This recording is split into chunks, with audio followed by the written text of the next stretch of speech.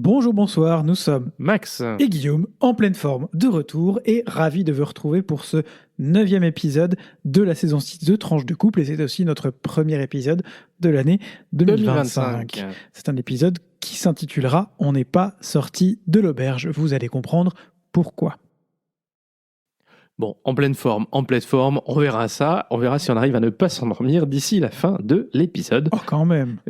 Vous comprendrez pourquoi. Parce que des auberges, on en a vu quelques-unes au cours des dernières semaines, mais on racontera tout ça un peu plus tard.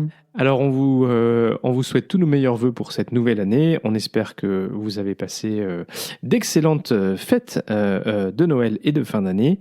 Et on vous remercie d'être là avec nous pour continuer à écouter ce podcast. Et comme d'habitude, n'hésitez pas à partager cet épisode pour nous aider à rester visibles et nous encourager à continuer à vous proposer ce podcast régulièrement. Merci Max.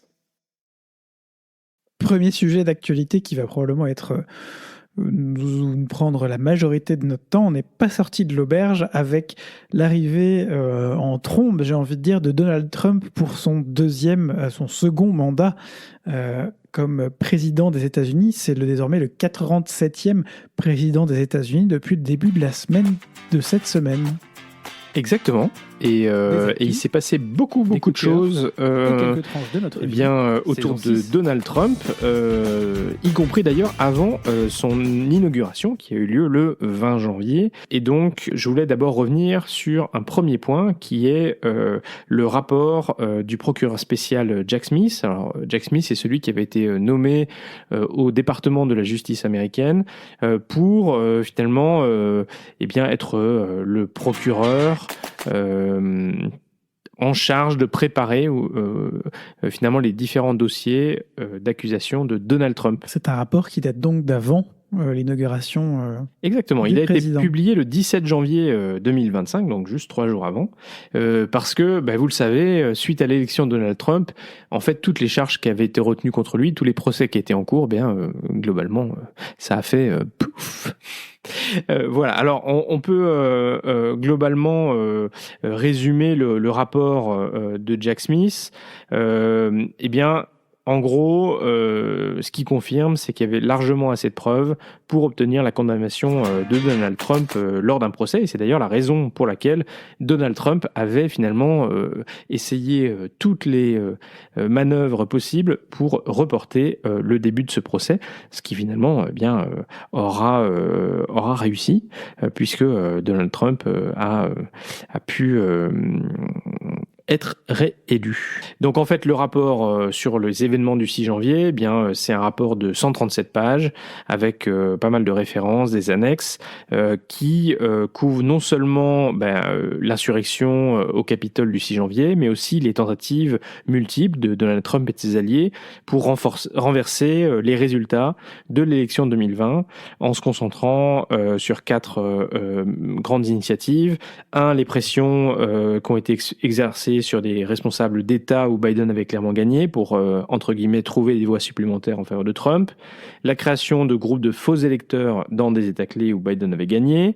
Les efforts visant à nommer un nouveau procureur général qui aurait promis à Trump d'utiliser le département de la justice pour déclarer que les élections dans certains États en faveur de Biden étaient illégales. Et enfin, le rôle de Donald Trump dans l'incitation de la foule qui a pris d'assaut le Capitole le 6 janvier. Donc finalement, la publication de ce rapport, c'est une espèce de triste fin de cette épopée pour essayer de faire condamner Donald Trump au vu de ses actes répréhensibles. Mais c'était aussi un moyen finalement de s'assurer que tout ça ne soit pas complètement enterré et que ce rapport soit publié, rendu libre de lecture par tout le monde pour pas finalement enterrer ces tentatives de renversement de la démocratie américaine par l'ancien président qui est désormais nouveau président. L'ex-futur ancien président. Exactement. Alors Guillaume, tu peux nous dire 2 mots peut-être de l'inauguration de Donald Trump qui a eu lieu le 20 janvier à Washington? Absolument, une inauguration dans un format inhabituel, puisqu'elle n'avait eu lieu dans ce format qu'une seule fois au cours du XXe siècle. Naturellement, on ne sait pas exactement pourquoi, mais l'équipe de campagne de Donald Trump a pris la décision d'organiser une inauguration, non pas à l'extérieur, où il aurait fait, il est vrai, il faisait cette semaine des températures assez polaires. On était sur du -10, -15 à Washington DC. Oui, il fait froid quand même. Hein. Il fait relativement froid et donc aurait demandé à ce que l'inauguration ait lieu non pas à l'extérieur, mais à l'intérieur du Capitole, dans la fameuse rotonde. La rotonde, c'est le centre du Capitole, sous la coupole. C'est là que se passent énormément d'événements protocolaires pour les États-Unis. C'est là que les anciens présidents quand ils décèdent, leur cercueil est mis pour être vu et pour que les gens puissent leur rendre hommage. D'ailleurs, c'est ce qui s'est passé suite au décès de Jimmy Carter il y a quelques semaines seulement en arrière. Et donc, Donald Trump a demandé que son inauguration ait lieu à l'intérieur, non pas à l'extérieur. Du coup, on ne fera pas du tout de lien avec la polémique qui a eu lieu lors de la première inauguration de Donald Trump, où... En fait, il y avait peu de monde, en tout cas sur les photos qui étaient présents. Ça n'a absolument rien à voir naturellement. Aucun lien fils unique. Aucun lien fils unique, c'est ça. Ça n'a pas manqué de créer un certain nombre de couacs et de premiers soucis vis-à-vis des citoyens américains, n'est-ce pas, qui se précipitaient alors ça se passe aux États-Unis, pour les inaugurations, il y a un système de tickets qui est mis en place et chaque élu fédéral a droit à un certain nombre de tickets qu'il peut distribuer, quel que soit son bord politique, démocrate, républicain. Et donc on a vu un certain nombre notamment d'élus démocrates, comment on va dire ça, pas payer les pots cassés, mais se protéger vis-à-vis des gens à qui ils avaient donné des billets. Certaines personnes avaient pris déjà des billets d'avion, des hôtels sur Washington. On imagine que les hôtels à Washington pour la nuit de l'inauguration étaient, je sais plus, à 800 ou 1000 euros, 1000 dollars en moyenne. C'est pareil en euros. Donc c'est absolument pharaonique, même pour Washington DC. Et puis, donc, voilà, c'est un certain nombre de gens qui se retrouvent à Washington sans avoir vraiment grand-chose à faire le jour de l'inauguration. Alors il y a des bals qui sont aussi organisés, il y a des soirées qui sont organisées un peu partout dans la ville ce jour-là, mais sans garantie de pouvoir y rentrer. Voilà. En tout cas, une inauguration, disons, un petit peu plus sobre que la précédente de par son format. J'ai envie de dire qu'il ne s'est pas passé grand-chose, je dis bien pendant cette inauguration en elle-même, cette cérémonie en elle-même, qui soit mémorable pour petite polémique quand même. Donald Trump, normalement, tous les présidents prêtent serment la main sur la Bible, et Donald Trump a prêté serment la main sur rien du tout. Il a oublié la Bible ? Ah ouais, il n'y avait pas de Bible. Ah, il n'y avait pas de Bible. Ah oui, je me souviens, il y a une petite vidéo avec la tête de Kamala Harris. Puis, on peut peut-être parler quand même du lendemain de l'inauguration, de la messe traditionnelle qui a lieu alors, effectivement, pour inaugurer la cathédrale épiscopale de Washington. Peut-être que toi tu veux nous parler de ce qui s'est passé, puisque c'est un beau symbole dont on a envie de se souvenir et qui nous rappelle l'humilité, j'ai envie de dire. Oui, l'évêque de cette cathédrale, alors je ne me rappelle pas son nom, mais Guillaume va la retrouver tout de suite, a fait un sermon et elle a terminé son sermon. Marianne Budd. Voilà, elle a terminé son sermon par quelques mots, finalement très en phase avec le message de l'Évangile sur la nécessité. Ayez pitié des gens qui ont peur maintenant dans notre pays. Il y a des gays, des lesbiennes, des trans, des enfants gays, lesbiens et trans, qui sont dans des familles démocrates, républicaines et indépendantes, qui ont peur pour leur vie. Elle a aussi dit que l'immense majorité des migrants ne sont pas des criminels, ce sont souvent des bons voisins et des gens qui ont la foi, des gens actifs dans les communautés religieuses. Et qui font vivre en fait les États-Unis en faisant les métiers ingrats.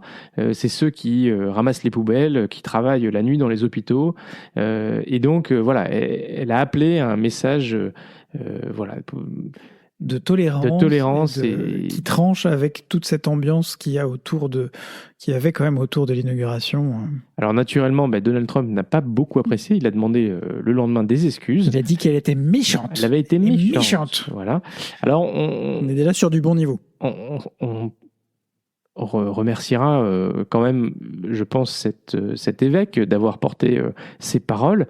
Et il faut savoir que cet évêque, elle a été connue aussi parce que elle avait proposé à la famille de Matthew Shepard, qui est un jeune gay qui avait été assassiné brutalement. Il y a 20 ans ou 25 ans. Il y a 20 ans, finalement, de mettre le cercueil de Matthew Shepard l'enterrer dans la cathédrale pour éviter que, en fait, sa tombe ne soit finalement profané et voilà. Donc ça, c'est autour de l'inauguration et au-delà des discours, il y en a eu pas mal. Donald Trump, il a aussi fait des gestes importants. Hein. Il avait annoncé que sa présidence commencerait sur les chapeaux de roue. Et donc, Guillaume, il a signé 33 ce qu'on appelle executive orders, donc des ordres présidentiels qui s'appliquent immédiatement. Donc, on n'est pas obligé d'attendre une loi du Parlement. En gros, c'est ce qui relève ou ce qui relèverait, puisque parfois il est un petit peu, il va au-delà de ses compétences, mais en tout cas des compétences que le président peut avoir, et c'est une manière de gouverner aux États-Unis. C'est un petit peu comme des décrets en France qui peuvent être pris, et donc ça permet d'avoir une application immédiate.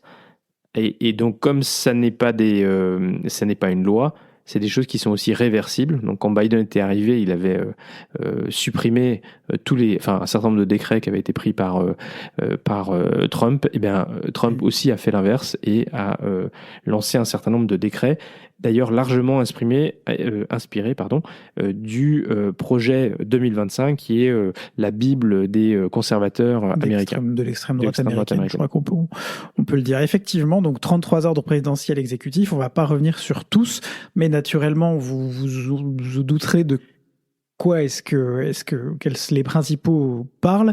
On a d'abord l'immigration avec la suspension des entrées légales, l'état d'urgence avec intervention de l'armée, notamment à la frontière mexicaine, reprise de la construction du mur, expulsion massive, restriction du sol pour les illégaux temporaires, cartels désignés comme terroristes. Si on devait commencer par là, on pourrait dire que ça commence déjà mal pour Donald Trump, puisqu'il y a plusieurs vols partant pour le Mexique pour rapatrier des immigrés illégaux ont été interdits d'atterrissage dans le pays et donc dû retourner aux États-Unis. Il y a un juge fédéral qui a suspendu sa décision sur la restriction du droit du sol, puisque en vertu de la Constitution, le juge a déclaré que cette décision était tout simplement illégale. Tout à fait. Donc on va sur des batailles judiciaires, sur des décrets présidentiels qui sont pris mais qui ne seront pas actifs nécessairement immédiatement ou qui le seront après d'âpres batailles judiciaires. Climat et énergie également. Retrait de nouveau de l'accord de Paris, c'était déjà retiré en 2016. État d'urgence énergétique en autorisant des forages de plus en plus importants et notamment dans des parcs nationaux, des parcs protégés, des zones protégées et des zones, des réserves appartenant aux autochtones. Y compris en Alaska, hein, donc la préservation de l'environnement, là, absolument. C'est très important. Santé, ils vont se retirer de l'Organisation mondiale de la santé. Donc c'est le seul pays aujourd'hui, les États-Unis, à ne plus faire partie officiellement de l'Organisation mondiale de la santé. Il avait été assez chaudé sur le Covid, notre ami Trump. C'est ça. Et deux pays, donc la Chine a déjà annoncé qu'elle était prête à faire un effort financier pour combler le départ des États-Unis. Mais Michael Bloomberg, le milliardaire, a lui aussi annoncé qu'il était prêt à couvrir les frais que les États-Unis ne paieraient plus dans l'OMS. Affaire à suivre. Diversité des genres, on est sur des questions tout aussi idéologiques, j'ai envie de dire, que l'immigration. Deuxième cheval de bataille, la question du wokisme. On vous l'a déjà dit, selon moi, le wokisme n'existe pas, mais c'est une opinion tout à fait personnelle. En tout cas, c'est un sujet important pour eux, mais qui est un sujet qui pour eux est très symbolique, mais qui a des impacts majeurs.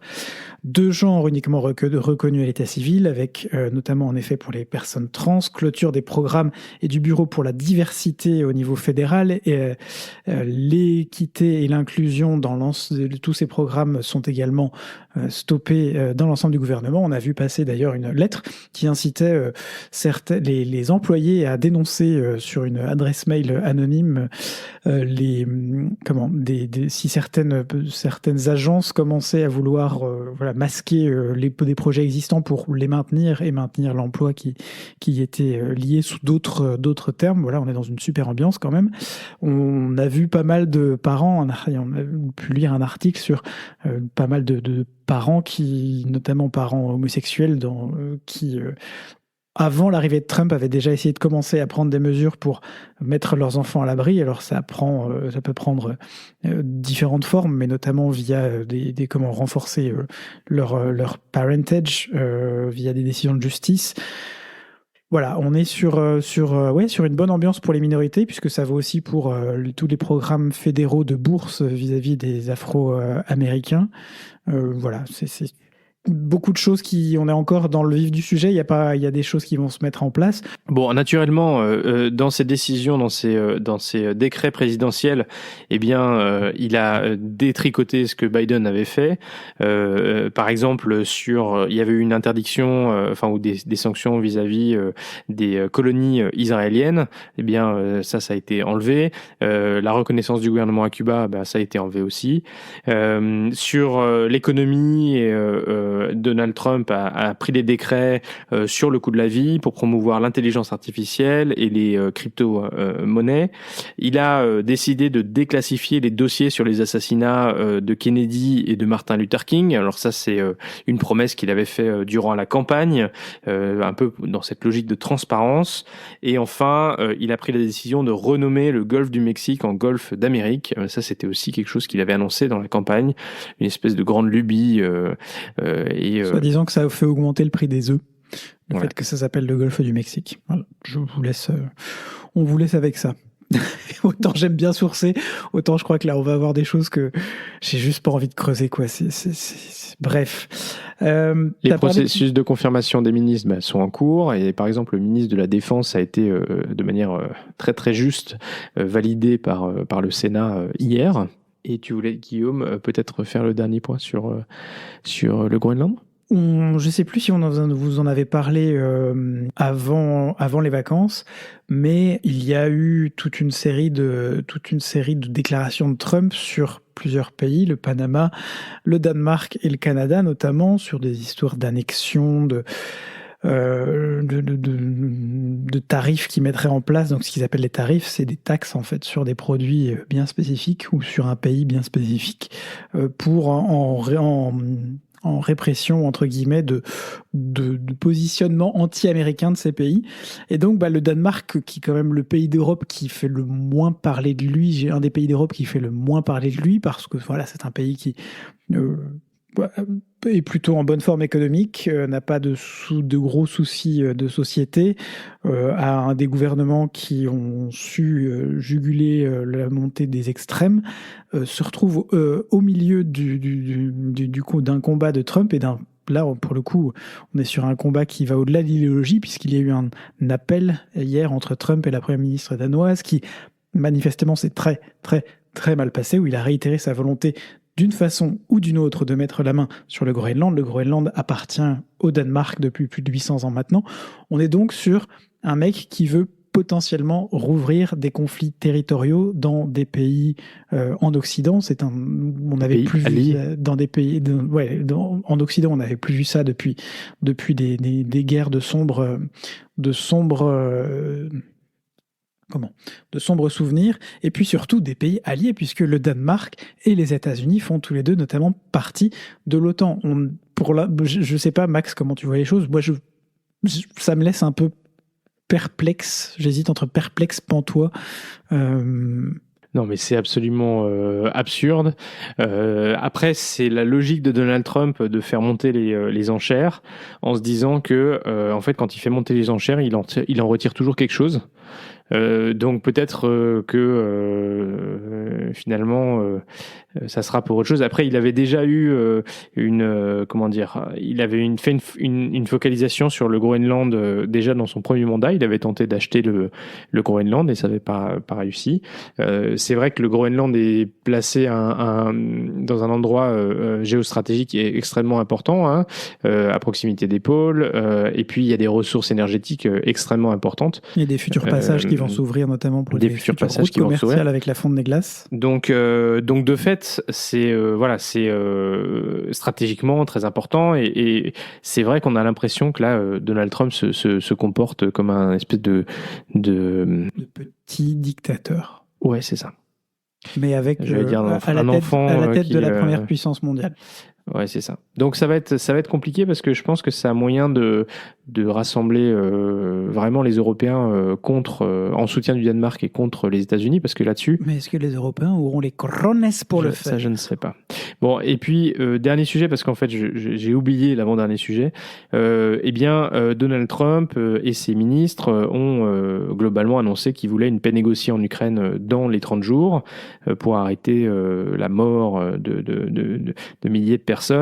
Il a pris des décisions pour geler les livraisons de munitions à l'Ukraine et en parallèle, il a mis la pression sur le Kremlin. Alors ça, c'est une dynamique un petit peu intéressante quand même parce que dans un sens, on s'attendait potentiellement à ce que finalement Donald Trump s'allie avec Vladimir Poutine et que ce soit l'Ukraine qui en fasse les frais. Pour l'instant, on a l'impression que quand même la pression elle est quand même davantage sur la Russie et les États-Unis n'ont pas complètement arrêté tout soutien. Ils ont arrêté les livraisons de nouvelles munitions, mais quand même, on va voir. On ne sait pas trop comment ça va se passer et surtout quelles vont être les conditions d'un cessez-le-feu, probablement en première étape. Et il faut savoir qu'il y a quelques heures, l'équipe de Trump a annoncé qu'il n'était pas contre le fait d'utiliser le fonds Kellogg, qui est un fonds d'avoir russe gelé, pour acheter des armes en faveur de l'Ukraine, ce qui est une prise de position qui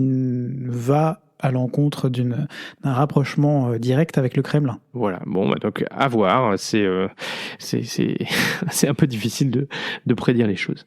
Ok, ben voilà pour cette rubrique d'actu. Guillaume, je suis pas sûr qu'on a le temps de faire d'autres sujets. Non, je crois qu'on va garder d'autres sujets pour notre prochain podcast. On aura de quoi vous parler. On vous parlera sans doute d'Elon Musk. On vous parlera d'Israël. Je suis déjà fatigué rien que de penser à ces sujets.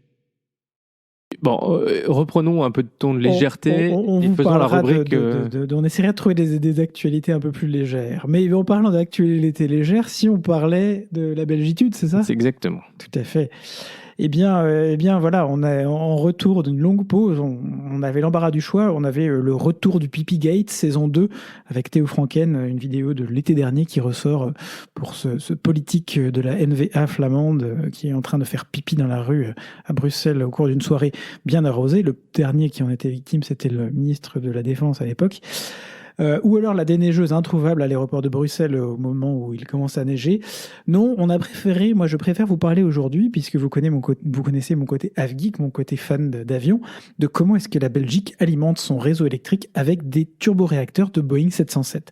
Le Boeing 707, c'est le tout premier avion conçu par Boeing il y a 60 ans en arrière.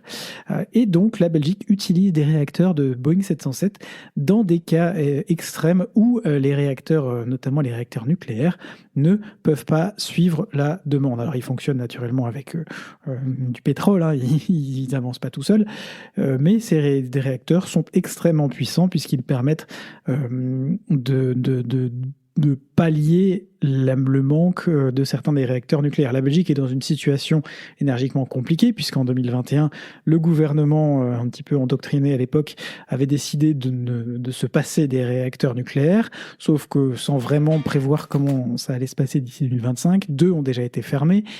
On se retrouve donc dans des tensions régulières et des prix de l'électricité qui explosent, y compris venant de pays voisins comme la France, qui, elle, a passé ces troubles énergétiques d'il y a 2 ans et aujourd'hui dans une situation tout à fait confortable.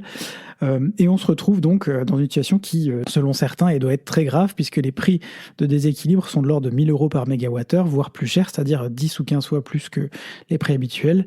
Il faut savoir que ces turbojets, ces moteurs d'avion ont déjà servi plusieurs quarts d'heure consécutifs, puisqu'ils sont alimentés par quart d'heure, selon Mathias de Méry, qui est le cofondateur du fournisseur d'énergie Elindus. Voilà, donc la Belgique qui essaye de, notamment pendant la période de froid de janvier, de se chauffer avec des avions, des moteurs d'avion. C'est cocasse. On se dit que ça serait quand même moins polluant d'utiliser des réacteurs nucléaires. Bon, ben voilà, c'est intéressant. Allez, on passe tout de suite à la rubrique vie de couple. Et Guillaume, on va revenir sur notre break, nos vacances de Noël et nos vacances prolongées dans le Pacifique. Eh ben oui, parce que si on vous a abandonné pendant un mois, sniff, c'était pas juste parce qu'on avait besoin d'une pause, c'était que parce que on allait faire une pause et on allait faire une pause à 18 000 km d'ici. Certains le savent, ceux qui nous suivent, qui nous connaissent, on s'est mariés il y a 7 ans. Et 7 ans et demi maintenant même. Et puis pour notre mariage, on était un peu traditionnel et on avait dit qu'on voulait faire un voyage de noces. Et ce voyage de noces, on avait dit qu'on voulait le faire en Nouvelle-Calédonie. Pourquoi la Nouvelle-Calédonie ? Parce que Max notamment a de la famille là-bas, que c'est une destination qui nous paraissait extrêmement belle et intéressante à visiter, sauvage aussi. Mais depuis 7 ans, voilà, il y a eu plein de choses qui se sont mises. C'est difficile d'une part de trouver 3 semaines et demie d'affilée pour partir, parce que voilà, il y a quasiment une journée d'avion pour y aller. On fait pas ça tous les 4 matins, on fait pas ça sur 10 jours.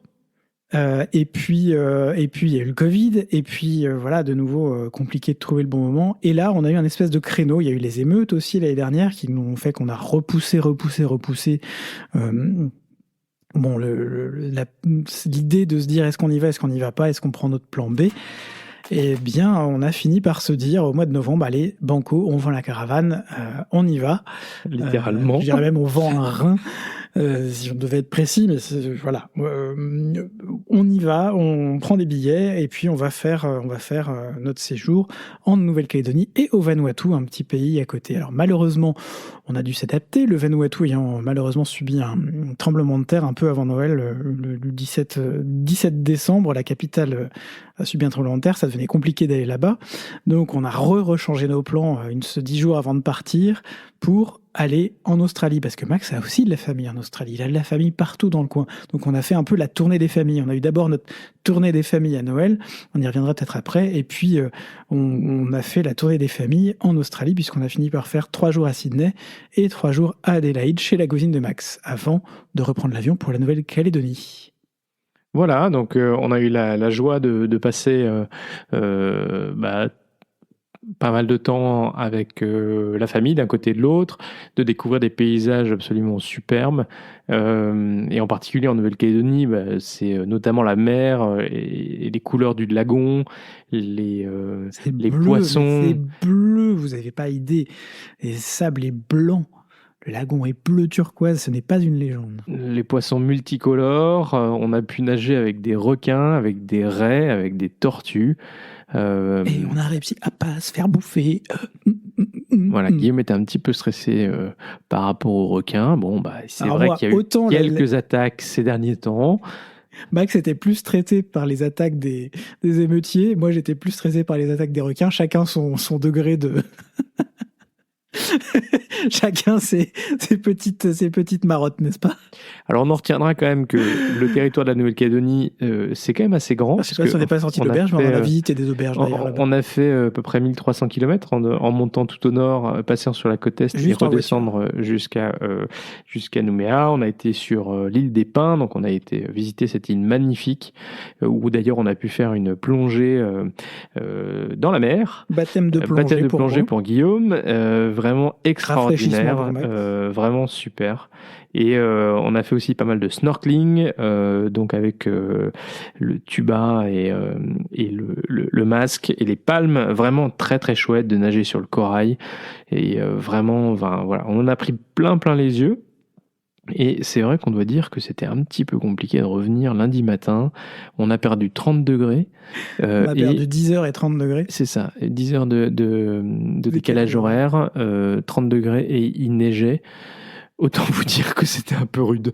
Oui, la semaine aussi, hein. On va ressortir faire péter bureau. la lampe de luminothérapie, je crois. Exactement. Et puis, on a oublié la dernière partie, on a passé un petit week-end avec nos amis Jean et Noupour et leurs enfants à Singapour, et ça, c'était super chouette également. Ouais, vous voyez, même nos voyages, on ne peut pas s'empêcher de voir du monde. Voilà, et qu'est-ce qu'on dit d'autre Non, on a eu le temps de faire un petit Noël Express quand même avant de partir, et ça c'était quand même chouette de pouvoir le faire. Express, mais bien chargé. Hein. Oui, partout. Peu de jours à Lyon et à Paris, mais des jours bien, et en région parisienne, mais des jours bien occupés. On a vu beaucoup d'amis, familles. On a essayé de pouvoir passer du temps, profiter des gens. On n'a pas pu voir tout le monde. On n'a pas pu voir tout le monde, mais tous nos Noëls ne seront pas express. Je crois que là, c'était une situation exceptionnelle, n'est-ce pas, mesure exceptionnelle. On ne pouvait pas. Exactement. On ne pouvait pas ne pas faire ce voyage à ce moment-là, dans les conditions qu'on l'a fait. Voilà, on remercie du coup tous ceux qu'on a pu voir et qui nous ont accueillis chez eux pendant ce voyage. Et c'était vraiment super chouette. Alors peut-être pour terminer, on voulait vous faire un petit point pour ne pas faire que l'actualité et la rubrique vie de couple. Eh bien, pourquoi pas faire une rubrique tech qui est en lien avec l'Union européenne. Comme ça fait un petit peu le petit lien Union européenne du podcast. Paf, paf. Exactement. Alors Max, du coup, je voulais nous parler de Iris Square. Alors Iris Square, donc c'est Iris avec un 2. Donc les Français diront Iris 2, non, c'est Iris Square. Alors c'est une nouvelle constellation européenne pour les communications par satellite qui veut faire concurrence aux constellations américaines, Starlink, mais aussi la constellation Kuiper que Amazon va bientôt lancer, et les constellations chinoises. En fait, il y a 3 constellations qui sont en préparation. Alors, récapitulatif, dans le domaine du spatial, l'Union européenne dispose déjà de certaines capacités. Donc, il y a Galileo, donc c'est pour le GPS, le positionnement. Il y a Copernicus pour l'observation de la Terre à des fins environnementales, donc pour voir comment est-ce que, par exemple, le changement climatique affecte la Terre, et pour les questions de sécurité climatique, tout ça. Et puis, donc ces 2 constellations, elles ont des applications principalement civiles, des applications commerciales. Par exemple, les agriculteurs peuvent utiliser Copernicus. Galileo, c'est utilisé par tout le monde. Mais également, il peut y avoir certaines applications militaires. Et voilà. Donc ça, c'est pour les 2 constellations qui existent déjà. Et donc, Iris Square, qu'est-ce que c'est ? C'est près de 290 satellites sur 2 orbites. Donc l'orbite qu'on dit LEO, l'orbite basse, et l'orbite MEO, donc l'orbite moyenne. Cette constellation, elle fournira des services de connectivité sécurisés, donc à l'Union européenne et à ses États membres, et puis une connectivité, ce qu'on appelle large bande, aux autorités gouvernementales, aux entreprises privées et aux citoyens. Et ça permettra aussi d'avoir un Internet haut débit pour faire face aux zones blanches, là où il n'y a pas de connectivité. Alors, qui c'est qui l'a construit, qui la finance, et puis à quel horizon est-ce que cette constellation sera déployée ? Alors d'abord, il faut savoir que c'est un partenariat public-privé. Donc la Commission européenne a signé un contrat avec un consortium industriel qui s'appelle SpaceRise. L'Union européenne financera 60% de la facture, soit un peu plus de 10 milliards d'euros, ce qui permet d'initier le projet. Et le consortium industriel, lui, va investir autour de 4 milliards d'euros.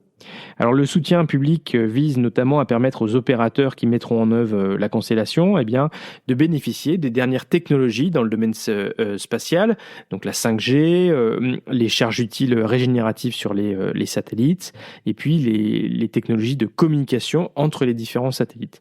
C'est des technologies qui aujourd'hui ne sont pas encore pleinement matures et opérationnelles en Europe, et donc finalement grâce à cet argent frais, on va pouvoir investir et disposer de ces technologies.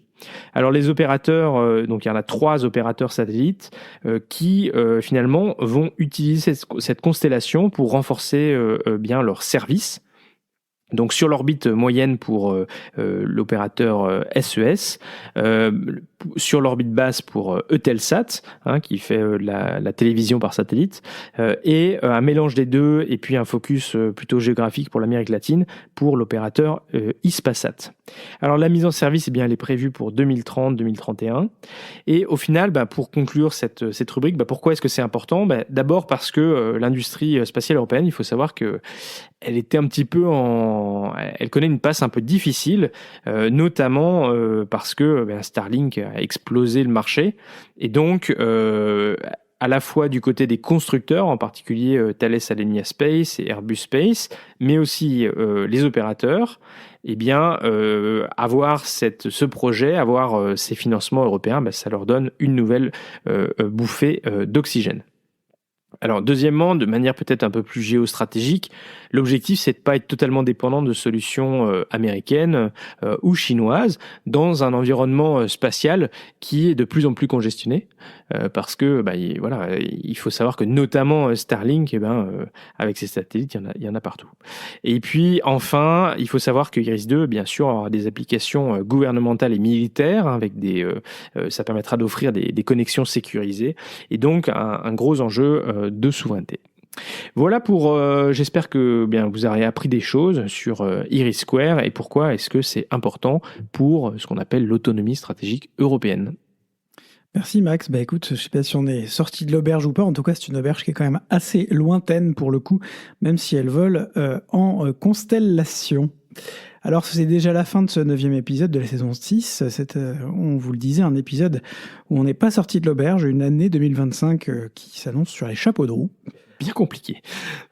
Alors, si vous êtes arrivé au bout de cet épisode, bravo et merci, on n'arrête pas de vous le dire.